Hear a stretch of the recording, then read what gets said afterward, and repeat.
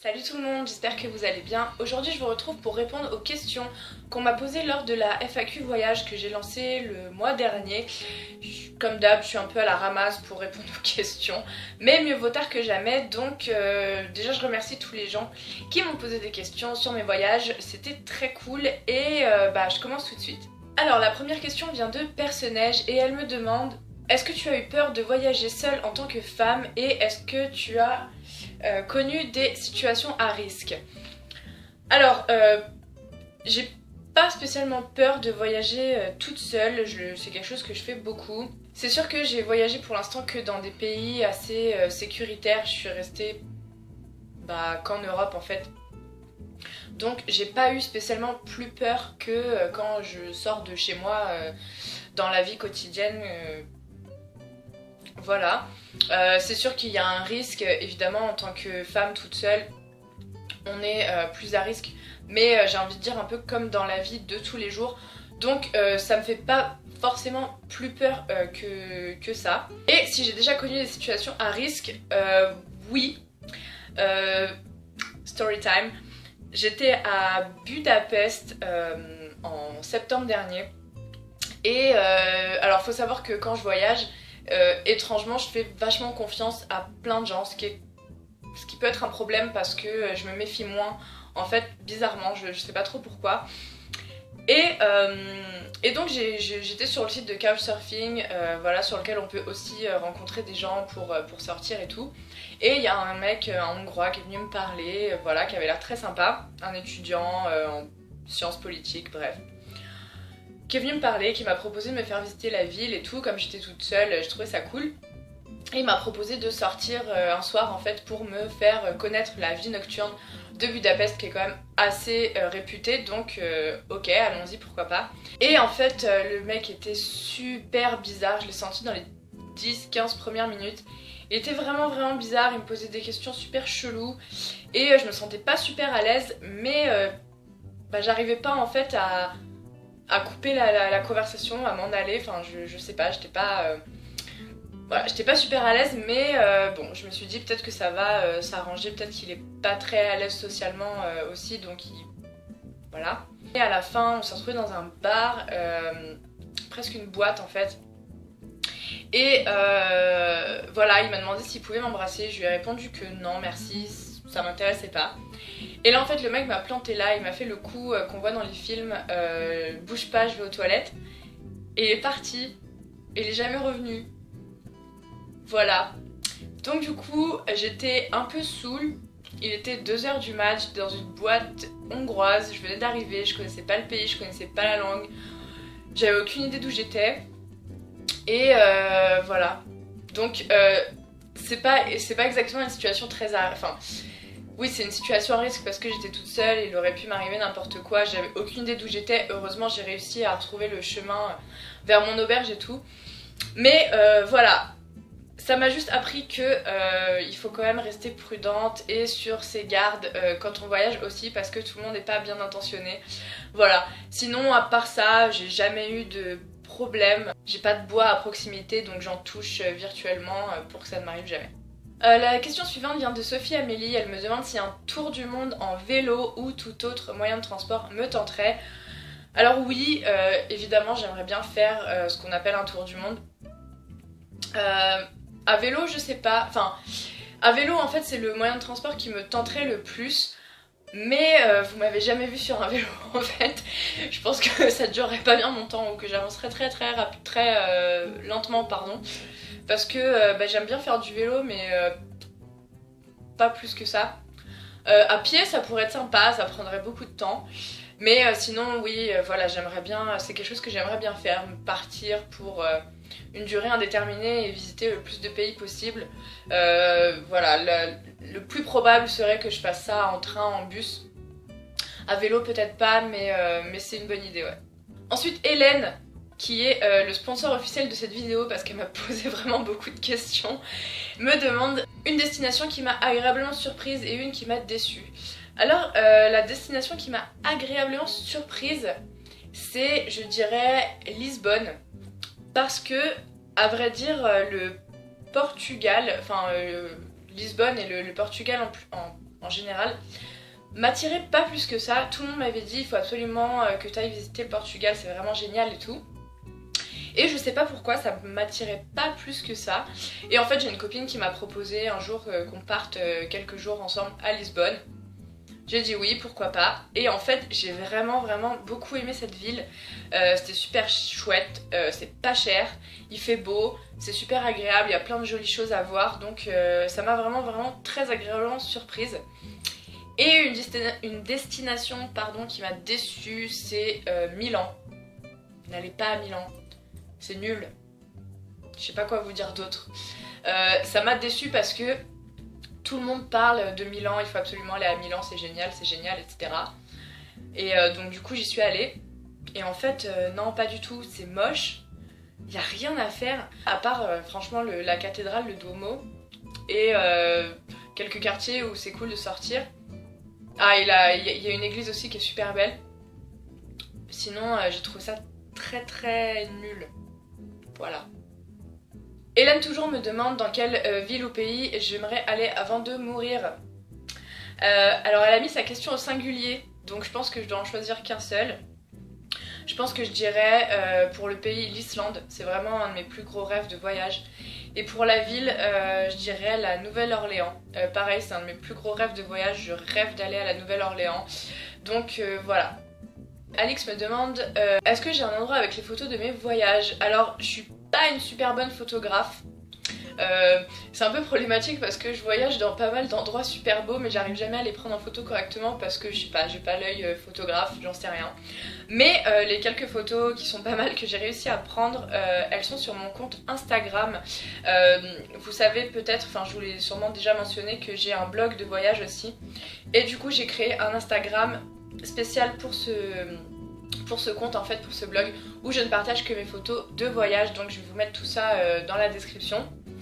J'ai quelques photos aussi sur la page Facebook de mon blog. Voilà, vous pouvez voir mes quelques photos de voyage là-dessus si ça vous intéresse. Charline me demande quelle est ma ville préférée pour le moment.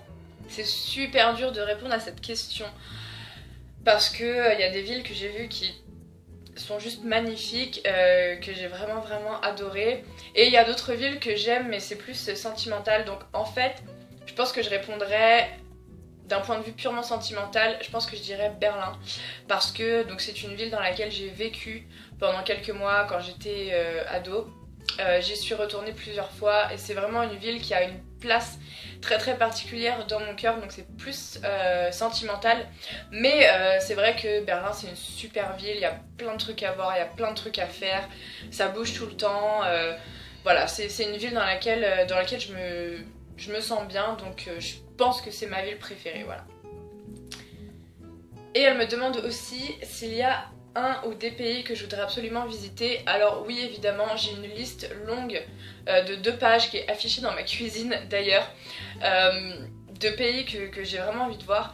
Mais voilà, pour faire une petite sélection, j'aimerais beaucoup aller en Jordanie, en Iran aussi, c'est des pays que je trouve super intéressants et qui ont l'air super beaux. Et puis l'Islande aussi, comme je l'ai dit tout à l'heure, j'aimerais beaucoup aussi visiter quelques pays d'Amérique latine, dont l'Argentine, la Colombie, la Bolivie, j'aimerais vraiment y aller, voilà.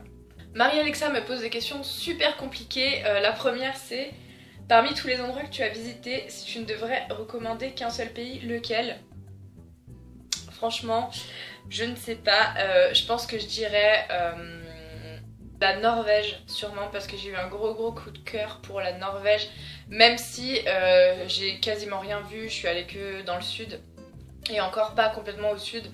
Donc il me reste encore beaucoup de choses à voir de la Norvège, mais j'ai vraiment eu un gros coup de cœur pour le peu que j'en ai vu. Donc ce serait sûrement le pays que je recommanderais. Elle me demande aussi si je recommandais qu'une seule ville. Franchement trop difficile. J'ai envie de répondre Berlin pour les mêmes raisons. Mais sinon je pense que je dirais Prague parce que c'est pas loin de la France, c'est pas cher, c'est super beau, il y a plein de trucs à faire. Voilà, c'est vraiment une ville géniale quand on veut faire un week-end assez rapide. Donc ouais, peut-être Prague, mais en fait il y en a plein que j'ai adoré.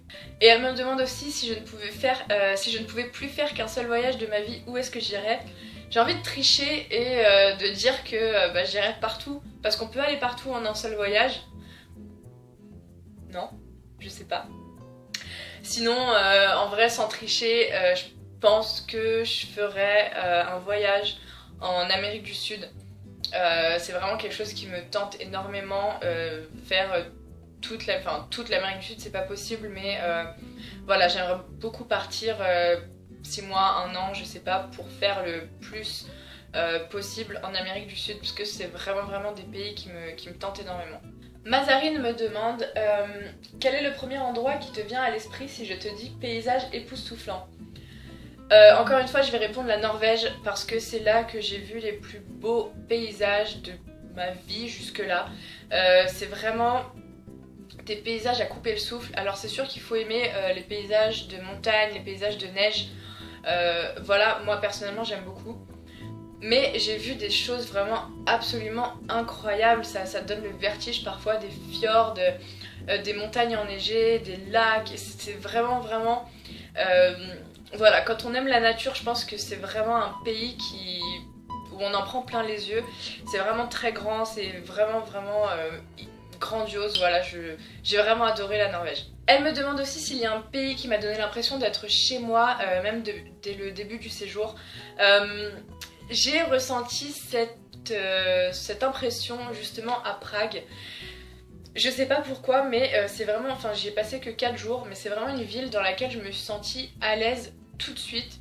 Je sais pas trop comment exprimer ce sentiment, mais quand je me promenais dans les rues et tout, j'avais vraiment l'impression d'être chez moi. Et ça m'a fait vraiment une très bonne impression. Et elle me demande enfin quel conseil je donnerais à une personne qui souhaite voyager seule pour la première fois.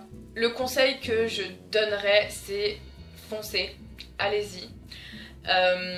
Je vous mettrai le lien d'un article dans la barre d'infos. En fait, on m'a interviewé il y a quelques mois pour un blog voyage en fait sur mon expérience de voyage en solo et tout. Et dedans, je dis que on se sent jamais prête en fait à partir. Mais si on attend d'être 100% prête, on le fait jamais. Donc voilà, si vous le pouvez, allez-y, foncez. Après, des conseils un peu plus pratiques, je sais pas, franchement, essayez d'aller dans des endroits où il y a du monde, que ce soit en auberge de jeunesse où vous allez rencontrer des gens qui voyagent aussi comme vous. Il y a beaucoup de gens qui voyagent seuls aussi et qui sont en auberge de jeunesse, et on crée des liens super vite. Donc ça c'est cool. Ou si vous faites du couchsurfing, ça peut être cool aussi parce que vous rencontrez des locaux, etc. Dans tous les cas, je vous conseille sur place d'aller dans des endroits où vous allez pouvoir rencontrer du monde, que ce soit des voyageurs ou des locaux, peu importe, mais histoire de pas rester tout seul tout le temps. Et vous verrez que les contacts en fait se font très vite. Je sais pas, il y a une espèce d'ambiance quand on voyage tout seul qui, je sais pas, c'est différent, on rencontre des gens plus vite, on partage plus de choses, enfin voilà, c'est vraiment très cool. Voilà, sinon, je sais pas, organisez-vous bien, organisez-vous pas trop non plus, parce que si vous organisez trop, en fait, ça laisse peu de place à l'imprévu, et parfois c'est cool de pouvoir être un peu plus libre, en fait. Sinon, voilà, mon seul conseil, c'est allez-y. Franchement, allez-y. C'est vrai que c'est pas dans le tempérament de tout le monde de partir tout seul. Je sais très bien, c'est pas quelque chose que tout le monde peut faire parce qu'il y a des gens, c'est pas du tout dans leur tempérament et tout. Mais si vous vous sentez le courage, si vous vous sentez prêt ou prête, franchement, allez-y parce que c'est vraiment une expérience géniale. Milly Lecture me pose aussi plein de questions que je vais lire ici. J'ai mon ordinateur avec les questions. As-tu eu peur la première fois que tu as dû prendre l'avion ? Non, en fait je me rappelle même pas la première fois que j'ai dû prendre l'avion, mais c'est pas quelque chose qui m'a fait peur, puis on s'habitue assez vite, donc non, j'ai pas vraiment peur de l'avion. Comment fais-tu pour gérer ton stress au moment de prendre l'avion ? Bah encore une fois je suis pas stressée, donc je peux pas trop répondre à cette question, désolée. Combien de langues parles-tu ? Alors en dehors de l'anglais que je parle couramment et de l'italien que je parle maintenant assez bien, je parle aussi l'allemand et j'ai quelques notions de russe et de norvégien. J'ai un peu de notion d'espagnol qui me reste aussi, mais en tout cas c'est pas assez pour faire une conversation. Elle me demande aussi, te forces-tu à là ou les pratiquer quand tu es dans un pays étranger? Le plus possible, oui.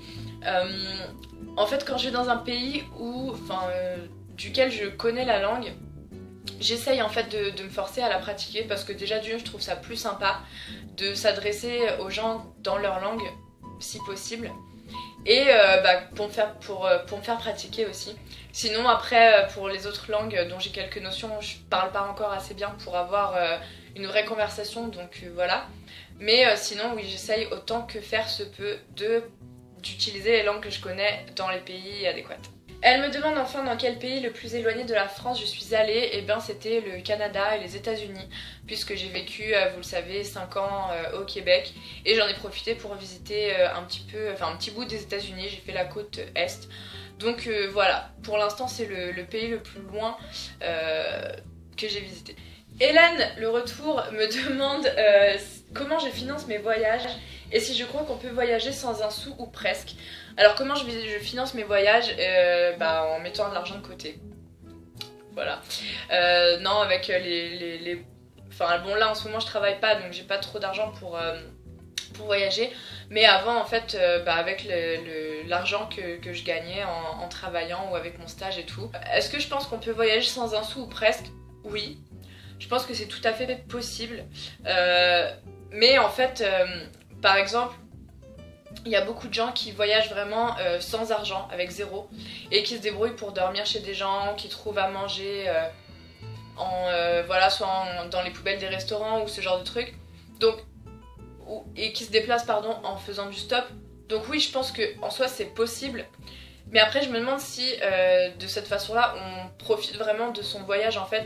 Ça dépend de la façon dont on voyage, pardon. J'ai du mal à parler. C'est sûr que c'est une expérience humaine intéressante à faire, mais ça dépend en fait ce qu'on cherche dans le voyage. Moi personnellement, j'ai envie de profiter quand même de mon voyage, donc sans claquer de l'argent un peu partout. Mais je trouve qu'il y a un juste milieu en fait. Par exemple, moi je voyage à petit budget, mais je me restreins pas non plus en fait. Si j'ai envie d'aller au resto un soir, je vais aller au resto un soir si je peux me le permettre. Parce que voilà, je pense que c'est important aussi de profiter de son voyage. J'ai pas envie que ma préoccupation principale en fait dans ma journée ce soit de savoir où est-ce que je vais dormir le soir et comment je vais trouver à manger. Parce que comme ça j'aurais l'impression de pas vraiment profiter. Voilà, mais je pense que oui c'est possible. J'ai encore deux autres questions d'Hélène que j'arrive pas à retrouver, donc je vais essayer de me les rappeler. Il me semble qu'elle m'a demandé si je préférais voyager seule ou accompagnée. J'ai découvert que je préférais voyager seule parce que voyager seule, ça va avec un sentiment de liberté incroyable dont j'ai du mal à me séparer maintenant que j'ai appris à voyager toute seule. On est beaucoup plus libre, on peut faire ce qu'on veut quand on veut, et aussi je trouve ça plus simple de voyager, de rencontrer des gens en fait quand on voyage seul. Et encore une fois, cette relation qu'on a avec les gens qu'on rencontre en voyage, c'est assez différent.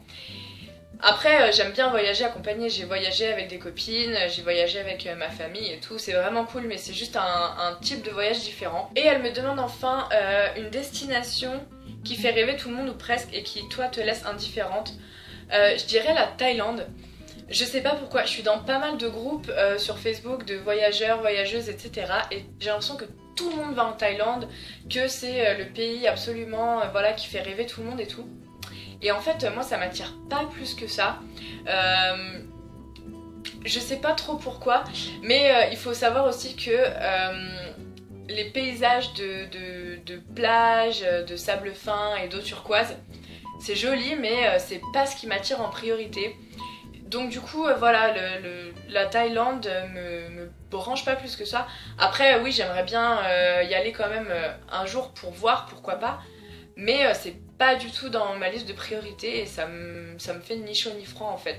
Voilà, cette vidéo de questions-réponses est terminée. Je vois qu'elle est assez longue, je vais essayer de réduire le plus possible au montage pour que ce soit pas trop ennuyeux pour vous.